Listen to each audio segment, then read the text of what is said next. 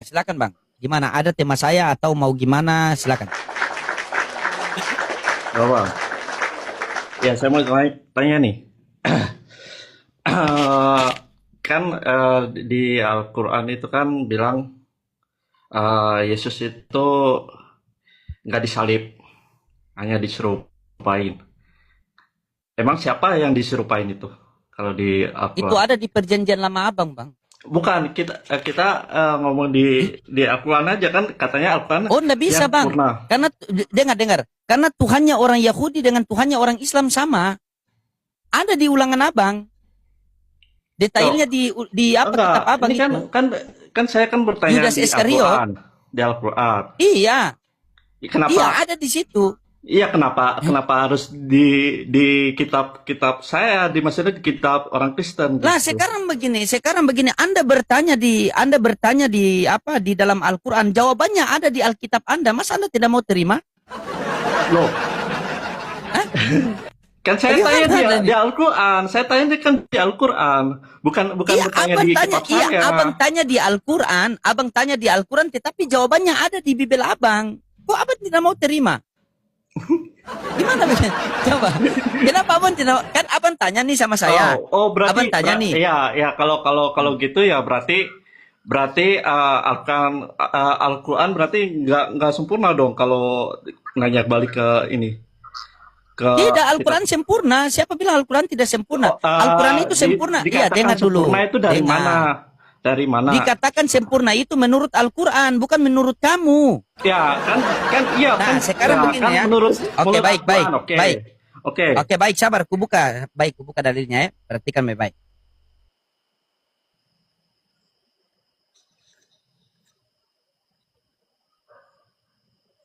Nih, mana? Sabar. Mana ya? Nih, perhatikan baik-baik ya di dalam Quran surat. Itu tafsiran Bentar, apa enggak? Ini kan Quran kan surah Ar-Ra'd ayat Al-Quran itu 11. kan ada. Sabar. Ra'd ayat 11 ya.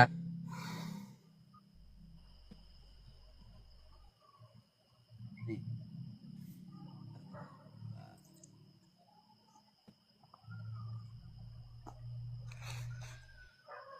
Ini Bang ya.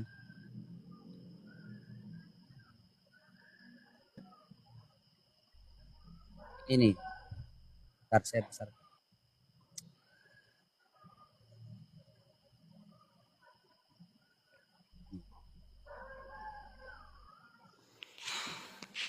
Di dalam Al-Quran itu dikatakan begini. Dan kami tidak mengutus rasul-rasul sebelum engkau Muhammad, melainkan beberapa orang laki-laki yang kami wahyukan kepada mereka, maka tanyakanlah kepada orang-orang yang berilmu jika kamu tidak mengetahui. Maka itu tanyakan, ada di Bibel Anda itu kan orang-orang rasul-rasul terdahulu diutus. Nabi Musa, Nabi Isa, atau Yesus Kristus. Makanya Bang, itu ada di sini Bang. Nih, Anda baca nih. Nih, mana ya? Ulangan 27 nomor 25. Nih, baca di sini. Kenapa Anda tidak baca? Nih, terkutuklah orang yang menerima suap untuk membunuh seseorang yang tidak bersalah dan seluruh bangsa harus mengatakan amin. Kan? Coba baca ulangan 27 nomor 25 coba. Coba Ya, baca di bentar sini. ya. Begitu. Kalau Anda bertanya, kita menjawab, jangan Anda batasi jawaban kita. Bagaimana Anda mau batasi jawaban kita? Enggak, kan saya kan bertanya di Al-Quran. Lebih spesifiknya kan kan katanya sempurna. Katanya kan Sempurna sempurna. menurut Harusnya kan Al-Quran, Bang. lebih Bukan diperjelaskan sempurna, sabar. apa itu kan Bukan sempurna. yang enggak Bagaimana? maksudnya perbedaan dari Islam di Kristen dari perubahannya dari di situ. Di situ kata kata di Al-Quran Yesus tidak disalib, langsung naik. Atau cuma Abang, di bukan supaya cuma di Al-Quran, Bang. Abang dengar saya dulu, Bang. Bukan cuma di Al-Quran yang mengatakan Yesus itu tidak disalib. Di Bibel Anda sendiri pun kalau Anda mau belajar, Yesus itu tidak disalibkan. Cuma Anda tidak mau belajar. Makanya kalian dikatakan kafir. Itu menutupi kebenaran yang ada. Kutanya sama Anda pernah belajar Bibel Anda apa belum? Pernah baca dari Kejadian sampai Wahyu apa belum? Pernah. Pernah. Oke, bagaimana tanggapan Anda di Ibrani 5 nomor 7? Anda mau kasih lari kemana itu? Ketika Yesus berdoa kepada Tuhannya dan Tuhannya mengabulkan doanya. Apa doa Yesus minta di situ? Coba Anda baca. Kalau Anda pernah baca, coba. Coba Anda pernah baca. Justru Bibel kalian itu terlalu mutar-mutar, maka datanglah Al-Quran untuk meluruskannya. Wa ma qataluhu wa ma solabuhu. Dia tidak dibunuh dan dia tidak disalibkan. Kalau Anda mau tanya siapa orang yang disalibkan itu, tanya kepada Bibel Anda itu. Detail di situ. Enggak. Ya coba baca dulu, baca dulu berapa? Ibrani, sabar. Baca Ibrani 5 nomor 7. Coba.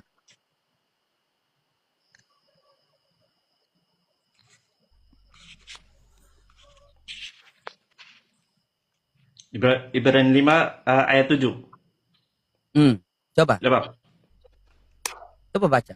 Ya, saya baca ya. Dalam hidupnya sebagai manusia, ia telah mempersembahkan doa dan permohonan dan ratap tangis dan keluhan kepada Dia yang sanggup menyelamatkannya dari maut, dan karena kesalahannya ia telah didengarkan. Kan ini kan poinnya kan. Jangankan ini, saya tanya, di situ Yesus berdoa minta apa?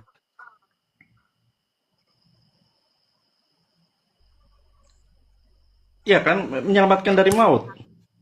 Iya, selamatkan dari, kalau selamat dari maut itu apakah mati dulu baru bangkit atau tidak mati? Yang iya kan ini mati dulu. Saya tanya sama Anda, ini punya akal sehat, Anda ini orang yang terdidik. Coba Anda buka di Google, selamat dari kematian itu apakah mati dulu baru bangkit atau tidak mati? Selamat dari kematian itu mati dulu baru bangkit atau dia tidak mati? Coba, Anda belajar itu dulu. Jangan sampai doktrin Anda didoktrin situ. Karena rata-rata Kristen ini dimatikan akalnya itu, oh jadi selamat dari kematian itu berarti mati dulu, setelah itu bangkit baru itu selamat dari kematian. Selamat dari kecelakaan itu berarti celaka dulu, habis itu baru selamat. Bagaimana Anda ini? Selamat dari kematian itu tidak akan mati. Ku kasih satu analogi buat Anda. Semoga analogi ini bisa membuka doktrin Anda di dalam pemikiran. Perhatikan saya baik-baik, Bang. Perhatikan baik-baik, Bang. Ya. Saya kasih analogi ini sudah ulang-ulang saya kasih sama Abang. Yang penting Abang jujur ya. Oke. Perhatikan, Bang. Oke. Ada satu lorong yang setiap orang melewati lorong itu selalu mati. Setiap orang melewati lorong itu selalu mati. Setiap orang melewati lorong itu selalu mati. Satu ketika Anda mau melewati lorong itu, dan Anda tahu orang yang melewati lorong ini pasti mati. Sebelum Anda melewati lorong itu, Anda berdoa kepada Tuhan yang Maha Kuasa. Ya Tuhan, saya mau melewati lorong ini. Tolong selamatkan saya dari kematian. Karena kesolehannya, maka doa Anda telah didengar. Kira-kira ketika Anda melewati lorong itu, Anda mati atau tidak?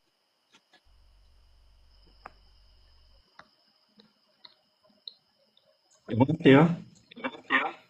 Hah? Ya. Ya kalau kita memohon ke itu ya nggak mati kalau dikabulin. Sebentar Bang. Ya, saya tanya, ketika Anda melewati lorong itu, Anda mati atau tidak?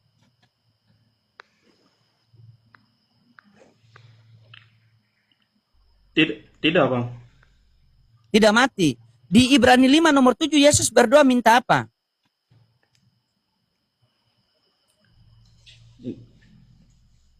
Ya selamat dari maut ya.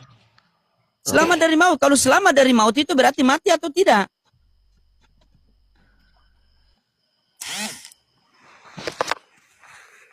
Oh, berat banget.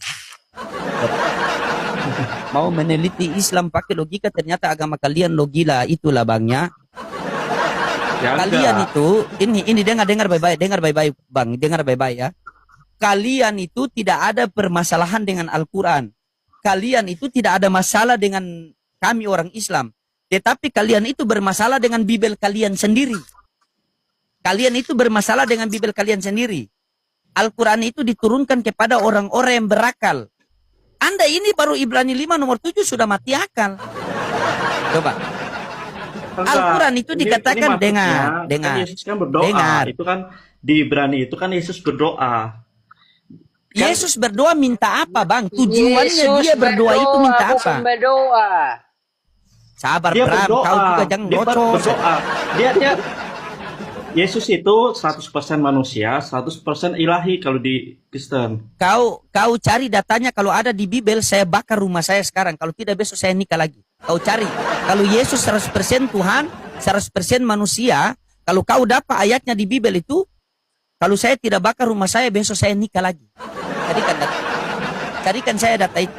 Sudah saya baca Bible kamu ini sudah mau 2 kali selesai dari Kejadian sampai Wahyu nih. Tidak ada sama sekali. Belajarlah Bible abang, Bang. Kalian itu bermasalah dengan kitabmu sendiri, bukan bermasalah dengan Islam. Kami orang Islam ini yang mengatakan sesuai yang tertulis. Kuajari kamu. Kuajari kamu lebih baik. Kamu baca Yohanes 14 nomor 1. Baca.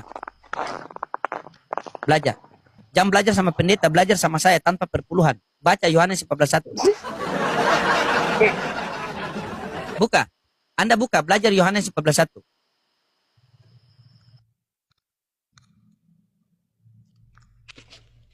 Buka sudah. Apa bunyinya situ? Janganlah gelisah hatimu, percayalah kepada Allah, percayalah juga kepadaku. Nah, Ada berapa yang harus kita percaya di situ? ada 2. Ada 2. Yang mana Tuhan? Ya, Bingung. Yang mana Tuhan? Bingung toh? Bingung toh? Kan enggak. Allah Nah, itu yang mana kalau Tuhan? di dalam itu kan namanya istilahnya gelar, dalam istilah itu gelar. Nah, kalau Yesus kan Abangku. ini kan Begini, belajarlah. gini, Bang. Dengar. Kita Dengar. kan percaya Sabar. Belajarlah menjawab apa yang ditanya. Jangan menjawab apa yang tidak ditanya. Bikin energi kita hilang. Belajarlah menjawab apa yang ditanya. Jangan menjawab apa yang tidak ditanya. Yang saya tanyakan di situ ada berapa? Ada 2. Yang mana 2. Tuhan?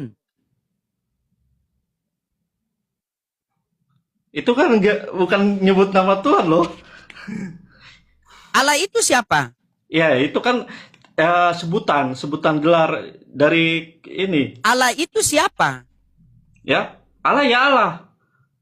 Bukan Tuhan. Ya, Tuhan beda lagi, Bang. Iya, Allah itu Tuhan atau bukan Tuhan? Tuhan beda lagi kalau di dalam Kristen. Sabar, kutanya sama Anda. Allah itu Tuhan atau bukan? Ya?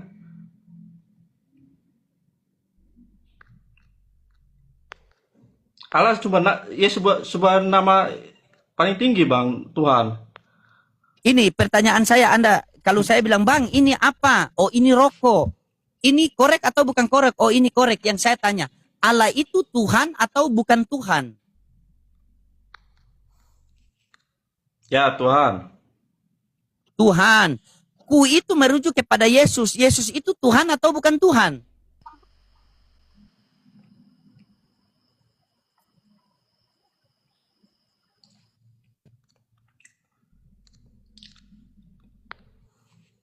Belajar, Bang, kalau tidak tahu, Bang. Masa agama mematikan akal? Kalau di kita enggak. Kalau Allah itu Tuhan, kalau Yesus anak Tuhan. Allah itu Tuhan, Yesus anak Tuhan. Bagaimana, Abang? Abang kira Tuhan itu punya keluarga? Makanya, Bang, kalau Abang berbicara agama, Abang berbicara berlandaskan dalil. Guna apa kita punya kitab suci ketika kita mau menjelaskan Tuhan kita, tetapi kita tidak memakai kitab suci. Kita memakai hanya ada di doktrin di dalam pikiran kita. Guna apa kita punya kitab suci? Gunanya kita punya kitab suci agar kita mengetahui siapa Tuhan kita. Guna apa kita punya kitab suci? Supaya kita tahu mana yang halal, mana yang haram. Mana yang dibolehkan Tuhan, mana yang tidak dibolehkan Tuhan. Bukan punya kitab suci langsung dibikini saja. Setelah itu ditanya A, I, U, A, I, U. Bung Lodi, ini saya izin turun dulu. Soalnya ini ini baterai ada lowbat ini. Saya pergi cari. Oke, siap. Ya. Oke, kalau Abang Max ini dari mana, Bang Max? Salam kenal, Bang. Kita baru bertemu nih, Bang Max. Abang Max dari mana, Bang Max? Saya domisili Bandung, Bang. Oh, domisili Bandung, salam kenal semua. Begitu Bang, jadi belajar Bang. Kalau Abang mau kaji, di dalam Bible itu Bang, Yesus itu tidak pernah disalibkan. Itu satu. Ya, Yesus tidak pernah, dengar dulu. Yesus tidak pernah disalibkan. Dan yang kedua, Yesus itu bukan Tuhan. Karena kitab Anda sudah lalu belok kiri, belok kanan, maka datanglah Al-Quran meluruskannya. Maka Al-Quran mengatakan, wa ma qataluhu wa ma solabuhu. Dia tidak disalibkan dan dia tidak dibunuh, melainkan telah diserupakan. Siapakah orang yang diserupakan itu? Itu diceritakan dalam Bible kalian. Cuman kalian tidak mau jujur. Makanya Al-Quran mengatakan kalian itu kafir. Kafir itu menutupi dari kebenaran. Begitu. Kalau abang mau belajar, ayo kita belajar sama-sama. Ya makanya itu. Ya bang, makanya itu. Kan kan di pertanyaan saya yang poinnya di situ yang utama ya, di Al-Quran itu. Kenapa harus disebutin di ini? Kalau disebutin di kitab kami, jelas-jelas Yesus yang disalib. Salah bang. Itu yang Anda memahami Yesus disalib itu hanya doktrin. Doktrin dari Kenapa mana? Anda Maksudnya? Oke. Oke, baik sabar. Dalam ini ya, kita kan di kitab ini kan ada manuskrip. Kalau sedangkan di Al-Quran itu manuskripnya cuma seberapa? Kalau di Alkitab berapa manuskripnya? Manuskrip bang, ya Allah. Apa pula Anda lari ke manuskrip lagi, ya Allah? Ya, enggak. Kan dari penelitian dari sejarah juga bang. Begini saja, aku kasih Anda satu ayat untuk memulihkan kembali itu akal logika Anda. Coba Anda baca ya, di sabar. Kalau masalah logika, ya. Kenapa harus Al-Quran harus dilemparin lagi ke kitab kami? Kalau berarti Al-Quran tidak sempurna dong. Kalau mengatakan seperti gitu. Enggak. Bagaimana? Enggak maksudnya ya jangan maksudnya kalau saya bertanya ke Al-Quran, kenapa harus membalikan lagi ke kitab orang Kristen? Gitu lah, aja. Jawabannya ada di kalian. Jawabannya ada di kalian. Ya, kamu bisa. mau paksa? Iya, jawab di kalian. Sekarang begini, sekarang Anda bertanya kepada saya, siapa orang yang diserupakan itu? Saya mengatakan jawaban ada di kitab kalian. Kenapa kamu tidak mau cek? Apakah kamu tahu tetapi kamu mau menutupi?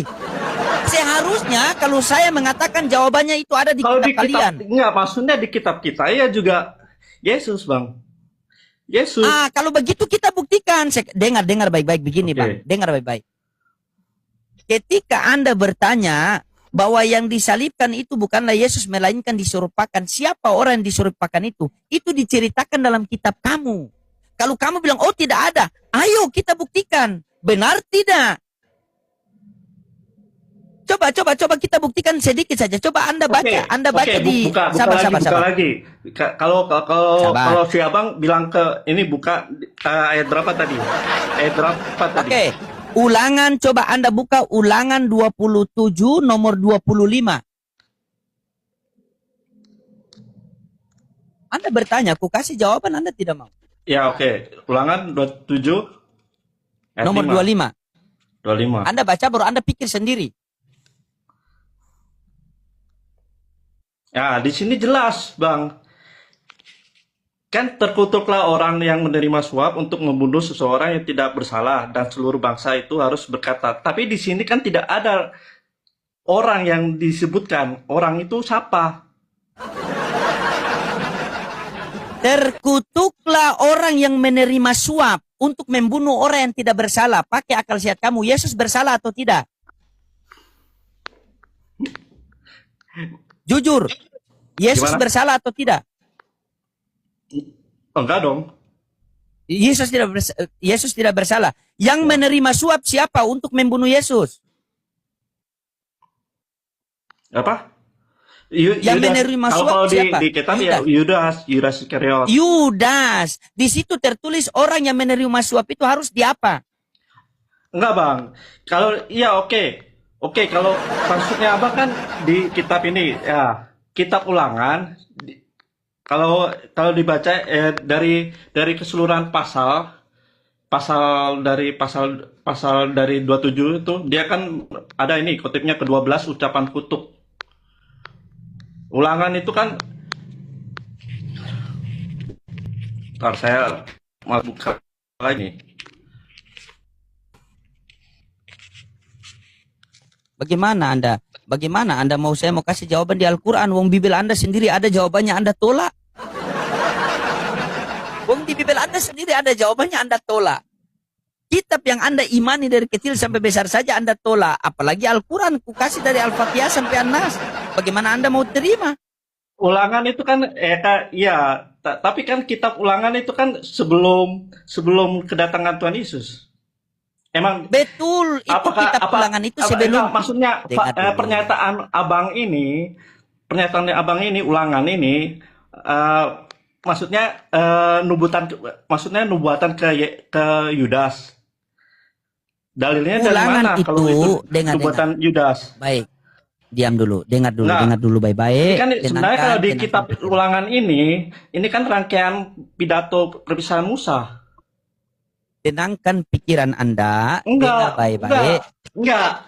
Maksud kan enggak.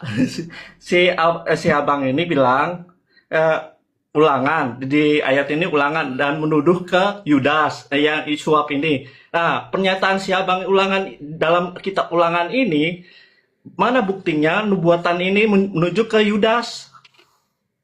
Oke, makanya sudah saya bilang sama abang, duduk baik-baik biar pester menginjili tanpa perpuluhan.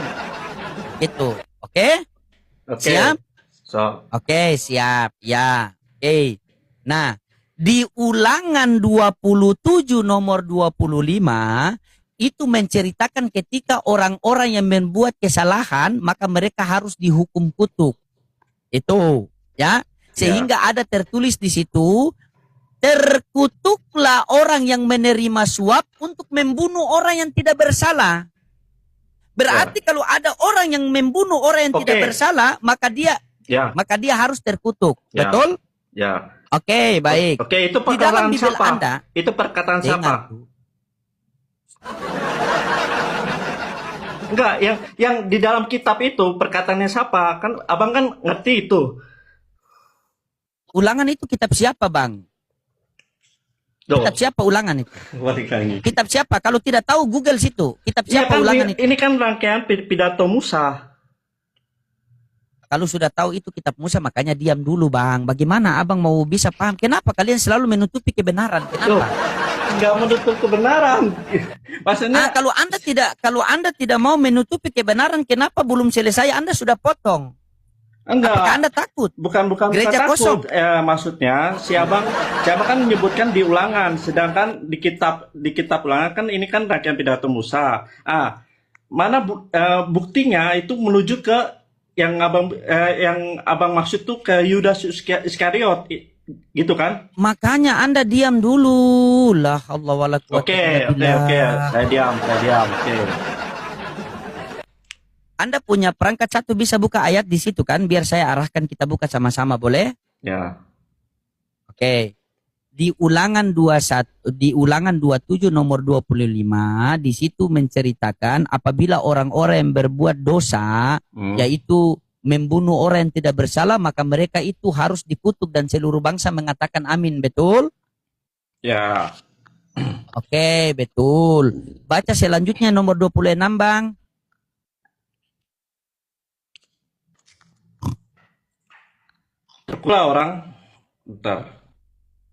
Terkutuklah orang yang menerima suap untuk membunuh seseorang yang tidak bersalah, dan seluruh bangsa itu harus berkata amin. Baca selanjutnya 26. Terkutuklah orang yang tidak menepati perkataan hukum Taurat ini dengan perbuatan, dan seluruh bangsa itu haruslah berkata amin. Oke. Terkutuklah orang yang menerima suap untuk membunuh orang yang tidak bersalah, dan terkutuklah orang yang tidak melaksanakan perintah Taurat dengan perbuatannya. Benar tidak? Ya. Benar? Nah, perintah Taurat itu kan ada 10, salah satunya dilarang membunuh. Benar tidak? Ya. Jadi ketika orang-orang mau membunuh seseorang yang tidak bersalah, berarti dia wajib dikutuk. Betul? Ya. Oke. Coba Anda baca Galatia 3:13.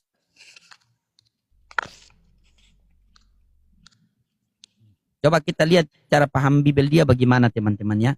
Coba.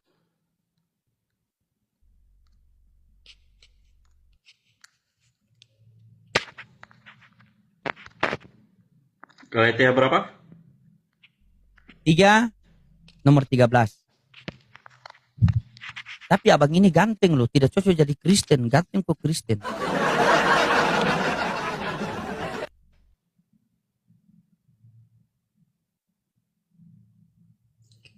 Kristus telah menebus kita dari kutuk hukum Taurat dengan jalan menjadi kutuk karena kita. Sebab ada tertulis, terkutuklah orang yang digantung pada kayu salib.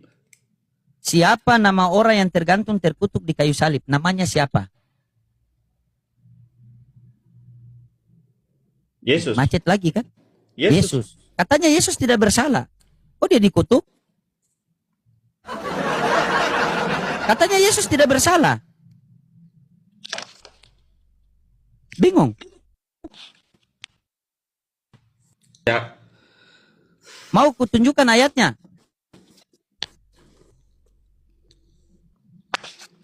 Mau?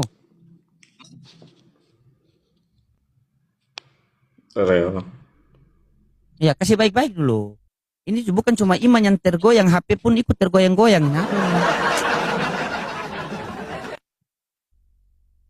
Coba kasih tenangkan dulu HP Anda tuh. Coba kasih tenangkan HP Anda, hadirkan apa hikmat, hadirkan apa kasih karunia Bapak.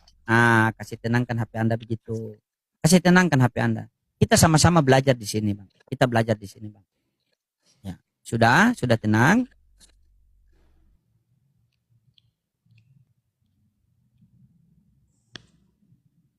Ya, terus Kalau kalian maksudnya? tidak paham Al-Quran. Oke, baik. Galatia 3:13, Kristus telah menebus kita dari kutuk hukum Taurat dengan jalan menjadi kutuk. Sebab tertulis, terkutuklah orang yang digantung di kayu salib. Abang mengatakan Yesus yang terkutuk, tergantung di kayu salib. Katanya Yesus tidak bersalah. Oh, dia dikutuk? Anda tahu tidak? Anda tahu tidak siapa yang mengutuk orang yang tergantung di kayu salib itu siapa? Kalau tahu bilang tahu, kalau tidak bilang tidak. Ya. Siapa? Siapa yang mengutuk orang yang tergantung di kayu salib? Siapa? Tahu tidak? Kalau menurut abang apa? Siapa? Tahu atau tidak? Kalau tidak tahu saya kasih tahu. Ya, saya nggak tahu. Begitu. Orang-orang yang tergantung terkutuk di kayu salib itu dikutuk oleh Allah Bapa. Kalau Allah Bapa, kalau betul-betul Yesus tergantung di kayu salib dengan terkutuk, berarti Bapa kutuk anak. Maka gugurlah ayat yang mengatakan inilah anakku yang aku kasihi, kepadanya aku berkenan. Coba Anda baca, di dalam Bible Anda itu ada penggenapan, ada nubuatan. Ada nubuatan, ada penggenapan. Galatia 3:13 itu adalah penggenapan. Nubuatannya di mana? Coba Anda buka di Ulangan 21, 22 sampai 23. Ayo gas. Itu nubuatannya, gas. Itu. Nah, ini kalau tadi, kan? firman bukan, itu tadi Ulangan 27, ini Ulangan 21 nomor 22, 23, 24.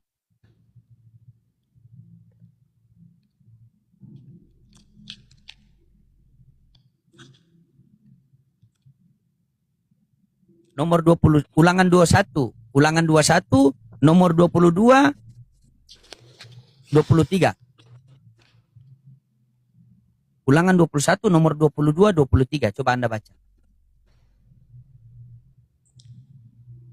Apabila seseorang berbuat dosa yang sepadan dengan hukuman mati, lalu ia dihukum mati, kemudian kau gantung dia pada sebuah tiang, maka janganlah mayatnya dibiarkan semalam malam pada tiang itu, tetapi haruslah engkau menguburkan dia pada hari itu juga, sebab seorang yang digantung terkutuklah oleh Allah. Janganlah engkau menajiskan tanah yang diberikan Tuhan.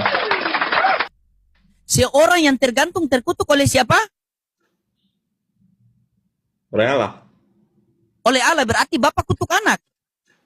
Kalau yang tergantung itu Yesus, berarti Bapa kutuk anak. Berarti Bapa menurunkan perintah jangan membunuh, tetapi dia berkehendak untuk membunuh anaknya. Makanya di Ulangan 21 nomor 22, 23 itu dikatakan terkutuklah orang yang menerima suap untuk membunuh orang yang bersalah.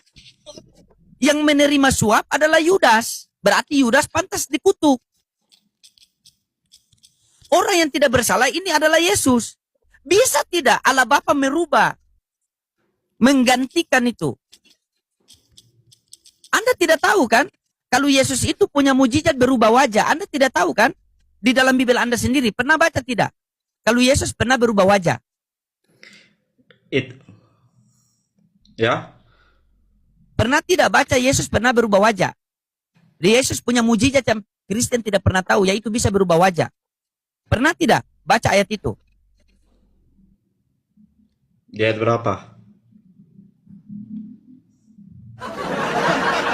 Murid lagi. Iya, saya nggak tahu. Saya nggak tahu yang iya, maksud begitu. Abang Makanya itu belajar ayat yang kan. mana?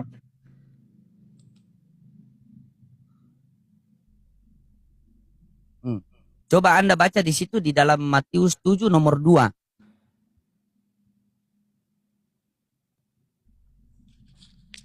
Itu mujizat Yesus yang tidak pernah Kristen bahas.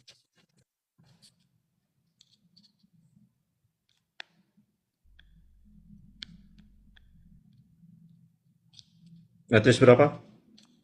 Matius 7 nomor 2. Matius 7.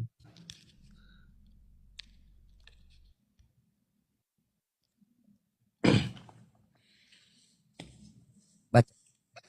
Ya, ini ya, Matius 7 ayat 2. Karena dengan penghakiman yang kamu pakai untuk menghakimi, kamu akan dihakimi, dan ukuran yang kamu pakai untuk mengukur akan diukurkan kepadamu. Baca. Matius 17. Matius 17 nomor 2.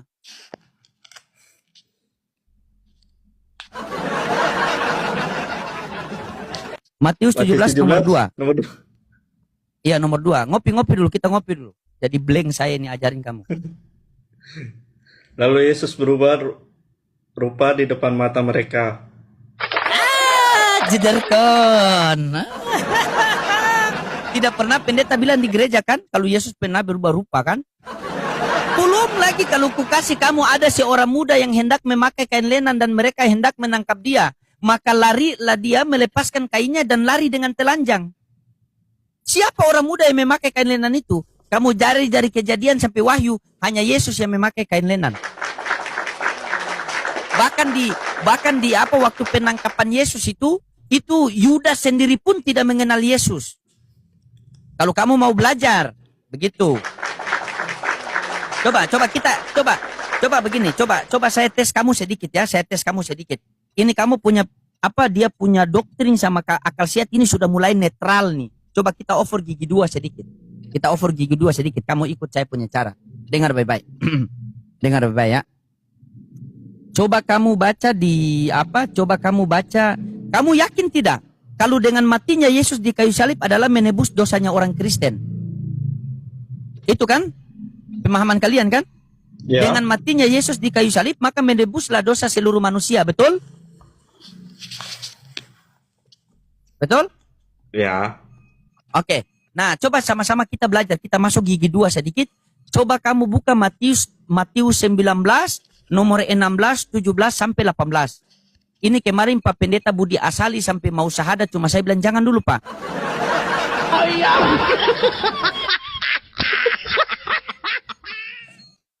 Coba.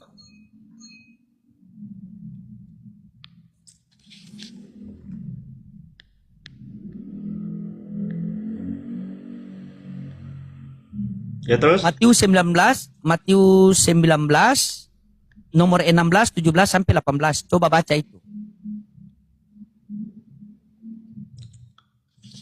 Ya, ini perkataan Yesus ini. Ada seseorang datang pada Yesus dan berkata, "Guru, perbuatan baik apakah yang harus kuperbuat untuk memperoleh hidup yang kekal?" Jawab Yesus, "Apakah sebabnya engkau bertanya kepadaku tentang apa yang baik? Hanya satu yang baik, tetapi jikalau engkau ingin masuk ke dalam hidup, turutilah segala perintah Allah." Baca terusnya, 18. Kata orang itu kepada perintah yang mana? Kata Yesus, "Jangan membunuh, jangan berzina, jangan mencuri, jangan mengucapkan saksi dusta, hormatilah ayahmu dan ibumu, dan kasihilah sesamamu manusia seperti dirimu sendiri." Manusia, oke. Ketika datang orang kaya kepada Yesus, maka orang kaya itu mengatakan, "Guru, perbuatan baik apa yang harus kami perbuat agar kami memperoleh hidup yang kekal?" Maka Yesus mengatakan apa?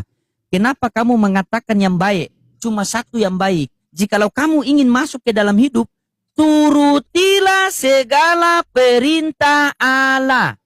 Maka orang kaya itu bertanya kepada Yesus, Yesus, perintah Allah yang manakah? Maka Yesus jabarkan, jangan membunuh.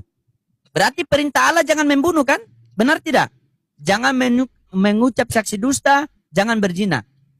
Kalau menurut kamu ini, membunuh itu menurut Allah Bapa itu perbuatan baik apa perbuatan buruk? Buruk. Buruk. Yesus itu dibunuh apa bunuh diri? Kalau tidak tahu, ku kasih ayatnya. Enggak bunuh diri dong. Enggak bunuh diri. Baca 1 Tesalonika 2 nomor 15, Yesus itu dibunuh oleh orang-orang Yahudi. Orang-orang Yahudi itu telah membunuh Tuhan Yesus. Orang-orang Yahudi itu telah membunuh Yesus. Berarti pembunuhan Yesus ini adalah perbuatan yang jahat, perbuatan yang keji, betul? Ya. Dengan matinya Yesus, maka Kristen ada penebusan dosa, betul? Ya. Berarti Kristen ini menikmati hasil kejahatan orang Yahudi, betul? Harus, tidak boleh tolak. Kalau orang Yahudi tidak membunuh Yesus, maka tidak ada penebusan dosa di dalam kekristenan. Kalau orang Yahudi membunuh Yesus, maka matilah Yesus. Dengan kematian Yesus, maka adalah penebusan dosa. Saya pencuri motor di kampung sebelah. Saya curi motor di kampung sebelah. Saya bawa kepada kamu. Max, motor ini hasil curian saya di kampung sebelah. Yuk kita berdua jual yuk. Nanti kalau dapat uang kita berdua bagi rata. Begitu kita berdua jual motor hasil curian itu dan uangnya kita berdua pakai. Itu kamu juga terlibat atau tidak? Berdosa itu. Ya. Dosa. Terlibat kan? Ya. Terlibat kan? Coba biar kamu punya otak tidak blank itu, coba kamu baca 1 Tesalonika 2 nomor 15. Baca 1 Tesalonika 2 nomor 15 itu.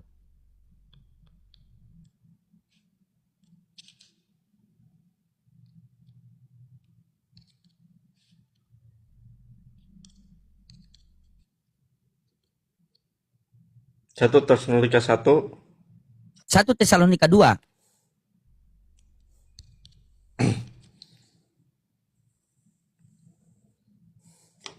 Bahkan orang-orang Yahudi itu telah membunuh Tuhan Yesus dan para nabi dan telah menganiaya kami. Apa yang berkenan kepada Allah tidak mereka pedulikan dan semua manusia mereka musuhi. Bahkan orang-orang Yahudi itu mereka telah membunuh Tuhan Yesus dan mereka membunuh para nabi dan mereka tidak menuruti keinginan Allah dan mereka memusuhi sesama manusia. Perbuatan-perbuatan yang mereka lakukan ini itu tadi orang kaya itu kan tanya kepada Yesus. Perbuatan baik yang mana? Maka Yesus mengatakan turuti segala perintah Allah. Perintah yang mana? Jangan membunuh, jangan mengucap saksi dusta, jangan membenci sesama manusia. Ini semua dilakukan oleh orang-orang Yahudi. Orang Yahudi membenci manusia, orang Yahudi membunuh para nabi. Bahkan Yesus mereka membunuh. Berarti ini perbuatan yang keji.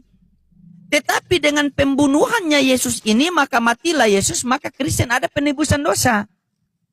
Kira-kira menurut akal sehat kamu, Kristen menikmati hasil kejahatan Yahudi atau tidak? Bentar. Gimana? Kalau menurut akal sehat kamu, dengan orang-orang yang membunuh Yesus ini kan perbuatan keji, perbuatan yang biadab, perbuatan yang tidak baik. Tetapi dengan matinya Yesus, maka Kristen ada penebusan dosa. Berarti Kristen menikmati hasilnya. Berarti Kristen ini menikmati hasil dari kejahatan orang-orang Yahudi yang membunuh Yesus. Menurut akal sehat kamu nyambung atau tidak?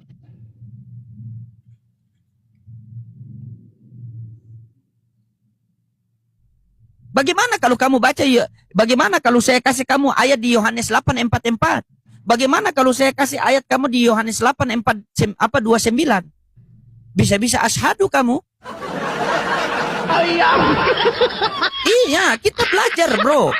Kita belajar. Yesus itu patut dimuliakan, patut ditinggikan. Makanya datanglah Al-Quran mengatakan, wa ma qataluhu wa ma solabuhu. Dia tidak dibunuh dan dia tidak disalibkan. Bayangkan coba, Yohanes 8:44 di situ dikatakan apa? Iblislah yang menjadi bapakmu karena kamu ingin melakukan keinginan-keinginan iblis, yaitu membunuh manusia. Berarti orang-orang yang membunuh manusia ini berarti mereka punya bapak adalah iblis, menurut Yesus. Yohanes 8:44. Iblislah yang menjadi bapakmu karena kamu ingin melakukan keinginan-keinginan iblis, yaitu membunuh manusia. Berarti orang-orang di 1 Tesalonika 2 nomor 15 ini mereka Mereka melakukan keinginan iblis, yaitu membunuh manusia. Tetapi dengan cara mereka membunuh manusia, membunuh Yesus, maka Kristen ada penebusan dosa. Berarti Kristen ini menikmati hasil dari kejahatan si iblis, kejahatan si Yudas, kejahatan orang-orang Yahudi. Coba kalau iblis tidak bisikan kepada Yudas untuk menjual Yesus. Yesus tidak ditangkap. Nah, makanya Allah Bapa mengikuti skenario rencana iblis itu, sehingga Allah Bapa menukarkan. Digantikan. Coba. Ketika Yesus di persidangannya, kamu perhatikan baik-baik. Ku kasih kamu satu ayat. Ini. Nah, coba kamu baca ayat ini dan kamu pahami. Coba kamu baca Lukas 22 Lukas 22 69. Coba kamu baca Lukas 22 69 dan kamu pahami coba.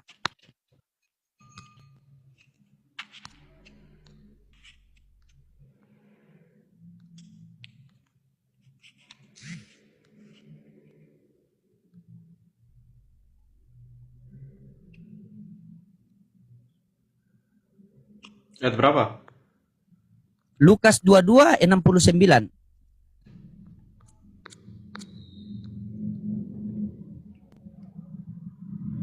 Mulai sekarang anak manusia sudah duduk di sebelah kanan Allah yang Maha Kuasa.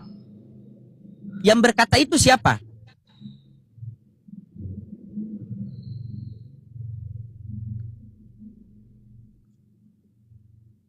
Coba cari di Google biar kamu. Yang berkata di Lukas 22 nomor 69 itu siapa?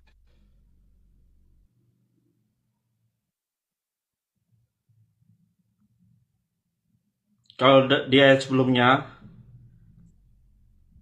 di ayat 66 itu, dan setelah hari siang berkumpullah sidang para tua-tua bangsa Yahudi dan imam-imam kepala dan ahli-ahli Taurat, lalu mereka menghadapkan ke dia ke mahkamah agama. Katanya, dia itu dibesarkan? Ya, katanya jika berarti Yesus kan? Ya, jawab Yesus. Nah, itu ya berarti Yesus. Berarti Yesus. Coba baca. Yesus berkata. Berarti Yesus berkata apa itu? Mulai sekarang anak manusia sudah duduk di sebelah kanan Allah yang Maha Kuasa. Mulai sekarang anak manusia sudah duduk di sebelah kanan Allah yang Maha Kuasa. Terus yang berkata itu siapa?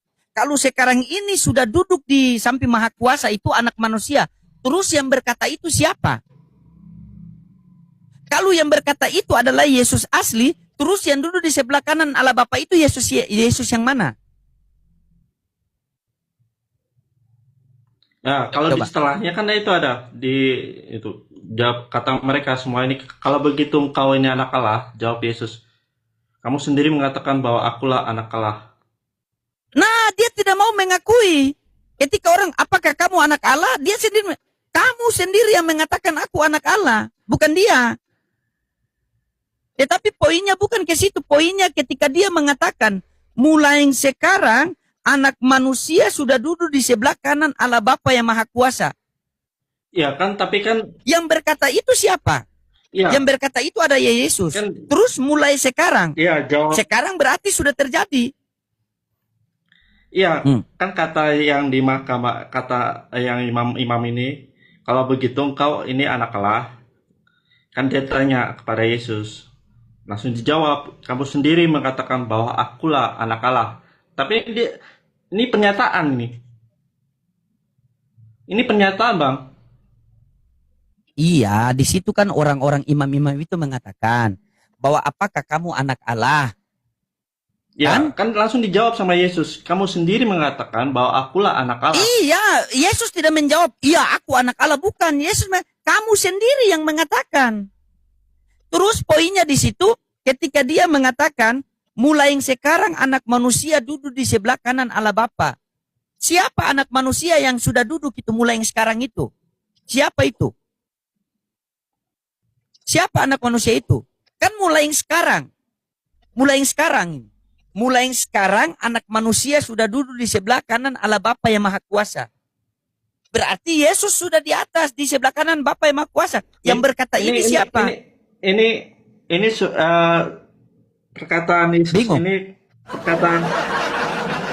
Inilah. Sabar gini lah. Istilah. Ini kan. Ya, itu sudah doktrin kalau bilang istilah. Coba inilah. Aku kasih kamu satu ayat ini. Aku kasih kamu ayat inilah biar kamu serapi sendiri. Biar jadi PR buat kamu. Kalau kamu tidak mau PR, bisa kita kaji selanjutnya. Markus, waktu penangkapan Yesus itu. Markus 14, baca dari 50 sampai 52. 50, Markus 14, 50, 51, 52. Baca itu. Coba.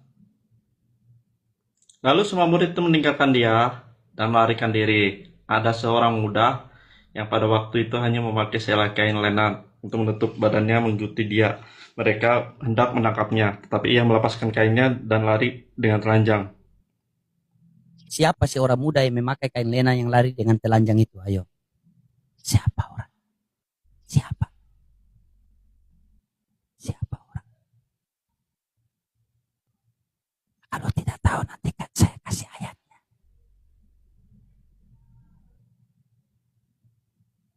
Siapa si orang muda yang memakai kain lenan? Saya baca ini sebelumnya.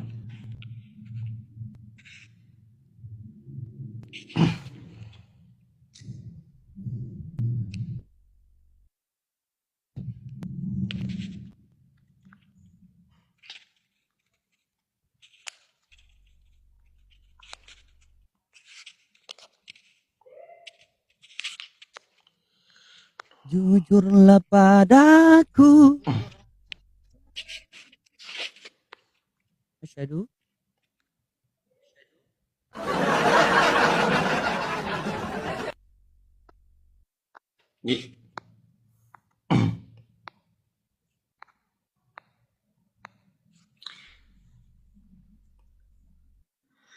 Tapi yang disebut anak muda itu siapa?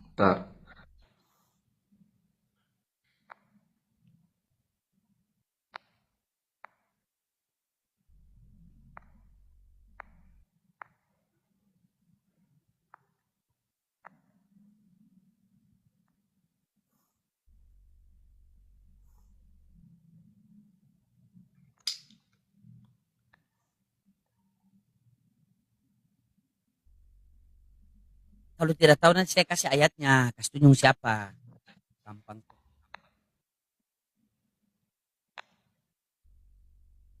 Makanan kita hari-hari Bibel kalian itu.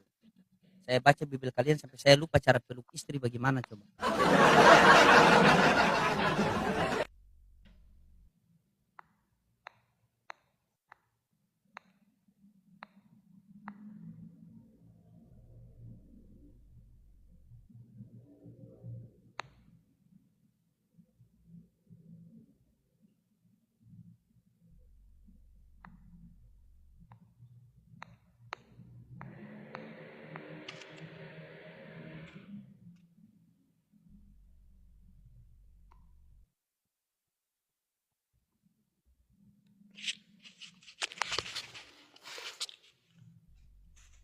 yang dimaksud pemuda itu murid Yesus itu. Baca 50, apa bunyinya 50?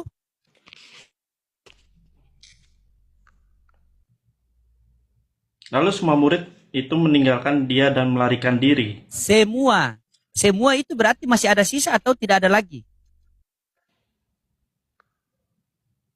Lalu semua murid-muridnya meninggalkan dia, semua.